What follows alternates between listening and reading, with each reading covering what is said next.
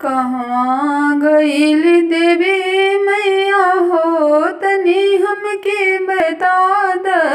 कहवा गइल देवी मैया हो तनी हमके बता द। बाग में खोजनी बगीचा में खोजनी, बाग में खोजनी बगीचा में खोजनी, कतही न मिलस देवी मैया हो तनी हमके बता द।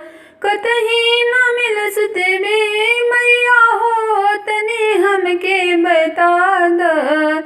कहवा गइली मोरी मैया हो तनी हमके बता द। कहवा गइली मोरी मैया हो तनी हमके बता द। कहवा गइली देवी मैया हो तनी हमके बता द। आरा में खोजनी पटना में खोजनी, आरा में खोजनी पटना में खोजनी, कतही न मिलस मोरी मैया हो तनी हमके बता द।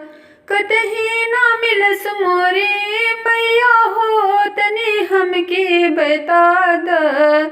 कहवा गइली देवी मैया हो तनी हमके बता द। कहवा गइली अम्बे मैया हो तनी हमके बता द। कहवा गइली देवी मैया हो तनी हमके बता द।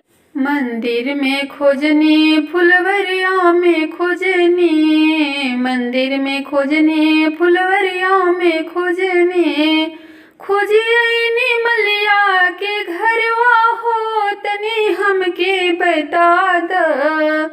खोजनी मलिया के घरवा हो तनी हमके बता द।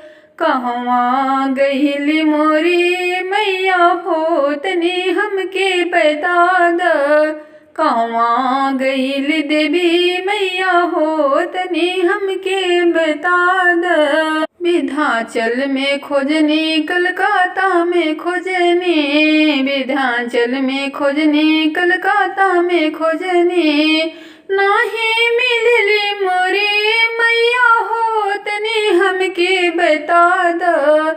कतही न मिलस मोरी मैया हो तनी हमके बता द। कहवा गइली मोरी मैया हो तनी हमके बता द। कहवा गइली देवी मैया हो तनी हमके बता द। गाँव में खोजनी सहरिया में खोजनी, गाँव में खोजनी सहरिया में खोजनी, कतही न मिलस मोरी मैया हो तनी हमके बता द।